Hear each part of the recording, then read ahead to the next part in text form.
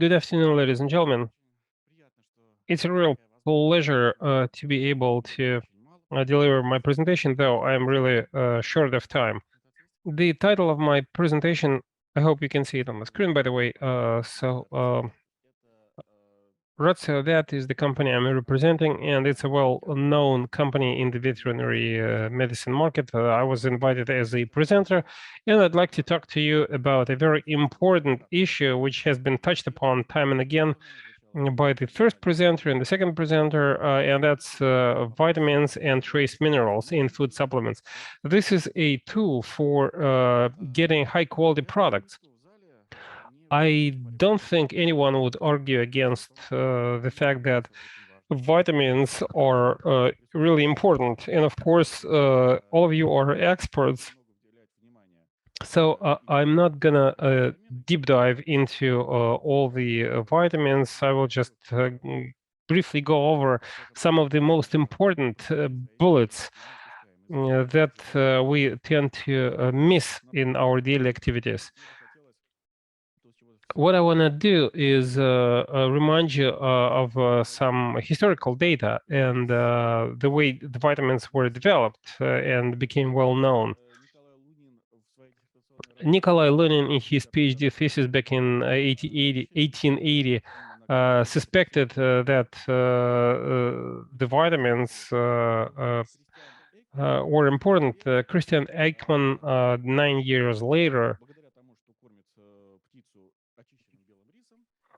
started feeding white rice to poultry, and he saw that the poultry was affected by diseases similar to those that affected humans, and he changed the feed to treat this disease. Vitamins were developed and given names to, and Vita stands for life. I'm going to skip the slide. Let me go back directly to the topic of my presentation. Much has been said about stresses, and this pie diagram shows the breakdown of factors that have a negative impact on the unleashing the genetic potential.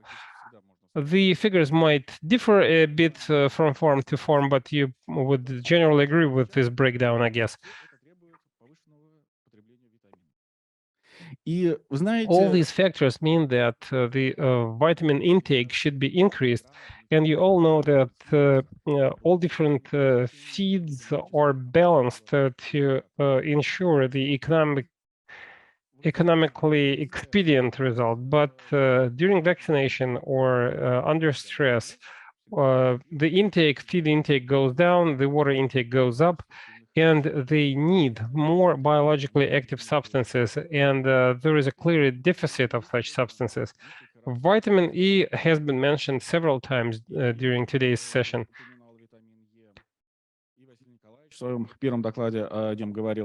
Vasily and Lydia mentioned that.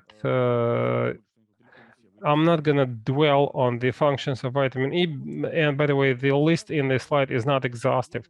However, vitamin E has a huge impact on the quality of the end product. Vitamin E, well, the more vitamin E you have in poultry meat, which is more sensitive to vitamin E, the better. And we all strive to achieve, to produce high quality products, to be able to sell them, which means that the shelf life should be good enough so that the meat does not lose its qualities. And vitamin E is the magic pill. Low quality products means undermined reputation, and this is probably the scariest thing for any producer, because if the consumers are happy, they don't say anything, but if they don't like something, they start blaming the producers for everything, and you get lots of negative feedback if there is a problem with the quality of your product. Well, there were lots of studies done, and I just wanted to give you a couple of examples. It was done by the Poultry Institute based in Sergeyev Posad. The results show clearly that an addition of vitamin E in a feed improves the broiler productivity. Not just it affects not just the live weight, it also improves the performance indicators and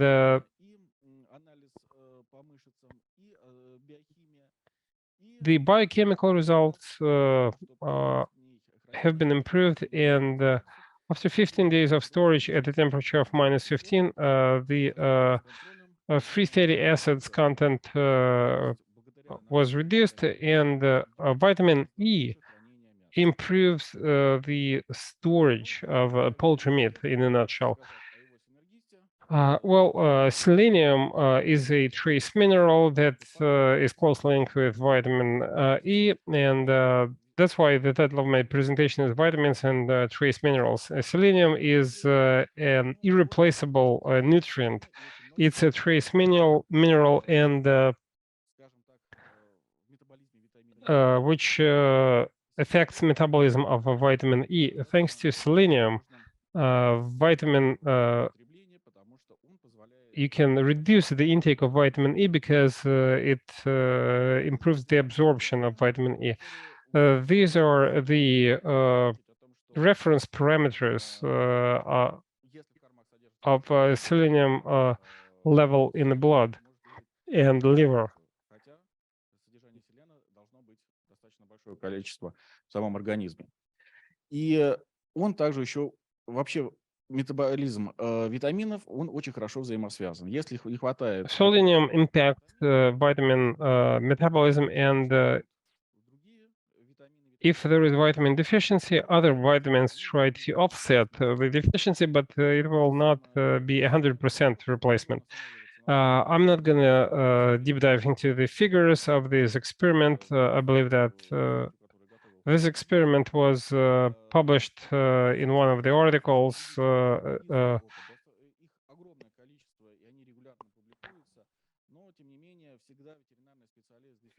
Vets try to prevent infectious diseases, and they primarily focus on them. It's either Lydia or Vasily who stated early on that there is a clear disbalance. The vitamin disbalance can hardly be discerned from infectious diseases. Clinical signs and anatomical signs can be very similar. You start looking for infectious diseases, but then only then do you start to focus on the vitamin deficiency. And if you do the biochemical tests, you will clearly see the deficiency of vitamins, but it's very rare that we do that.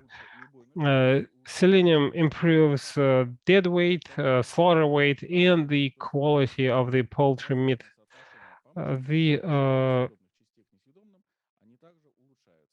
The ratio of edible and inedible parts is also improved. The moisture content is way better, and the quality of the poultry meat has been improved. Before I move on to the topic itself, well, since I represent Ratiovet, I just wanted to say a few words about the company. Ratiovet offers new vitamin sets in the market, and indeed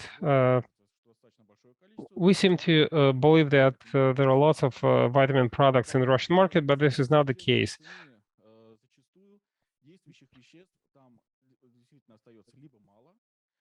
And oftentimes the active substance concentration is not sufficient, or the composition does not comply with the label. Ratiovet has production facilities in different countries, and we collaborate with Zaumarin, an Italian company that develops various vitamin supplements. This is a brand new product in the Russian market, and I'm talking about Almax E plus selenium, and the vitamin E and selenium content is quite high. The main advantage is that This drug feature provides great results, and it's perfectly soluble. Normanovit Gidro is another drug I wanted to mention. It contains vitamins and amino acids. These are the building blocks required by the poultry during the active growth period, during the stress period, or when they are infected by diseases. It also contains selenium. Zoomaria is the producer, like I said, an Italian company. The content of vitamins provided by the foreign producer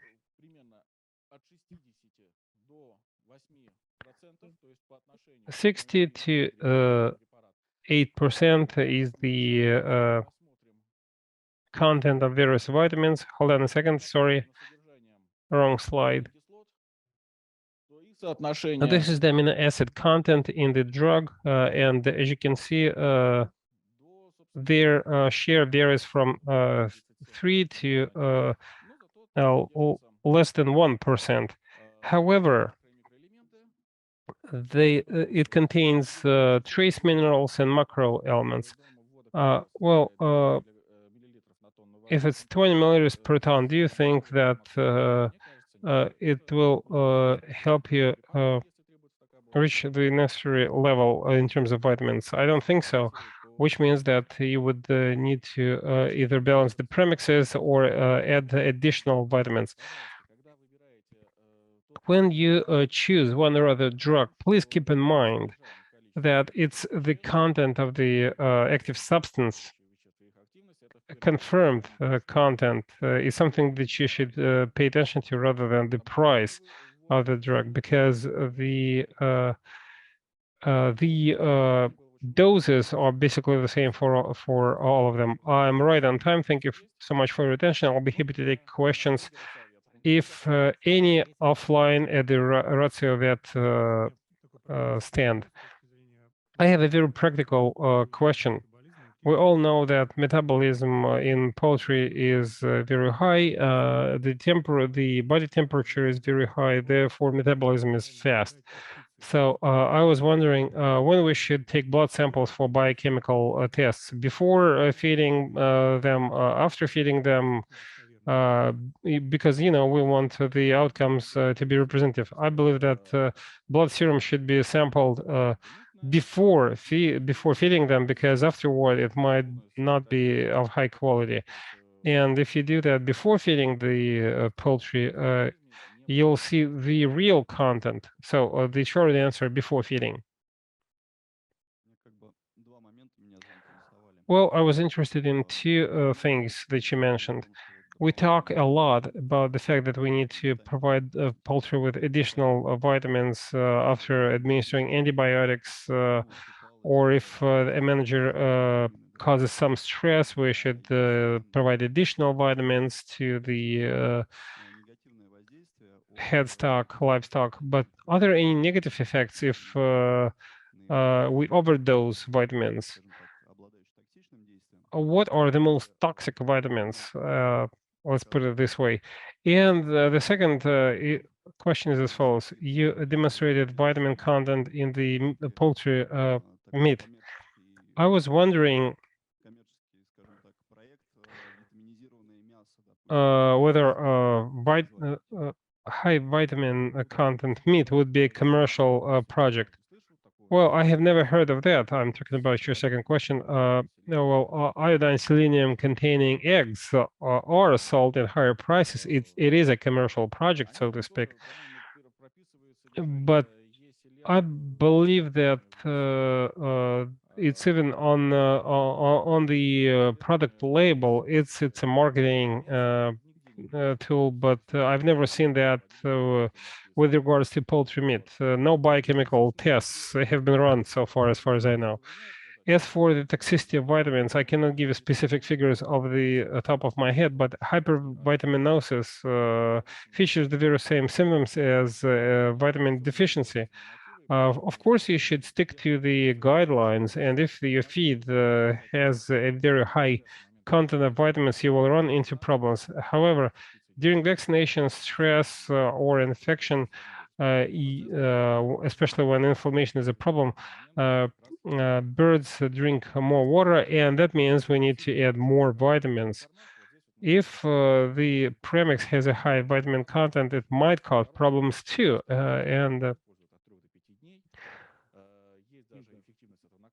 Our drug is used 3 to 5 days on end or in a one-off regimen. I also have a question. Well, I am a facilitator. I can abuse my right as a facilitator after all. What do you think about using vitamin B supplements or when we administer antibiotics? I believe that vitamin B deficiency might cause additional problems, especially if you administer antibiotics to the poultry. I do agree with you. Vitamin B deficiency might be a problem, and vitamin B supplements might have a positive impact on the liver, especially when you administer antibiotics. Do you offer some products to go along with antibiotics? If yes, what specific antibiotics? No, we didn't develop anything specifically for administration with antibiotics, but Normanavit features quite a high vitamin B content, and the specifications are here on the slide. I don't think it's a problem, but it's B6 and B12, right? The immune system treat them as bacteria, and it might stimulate inflammation. Well, you also offer antioxidant and anti-inflammation components, so maybe it offsets these effects. This question should be addressed to biochemists. Well, many bacterial infections are secondary infections caused by viral infections, while viral infections might be secondary to folate deficit. For instance, infectious bronchitis might be caused by the folic acid deficiency, and that causes infections, E. coli infections. So maybe it's worthwhile to look into this issue. Thank you so much.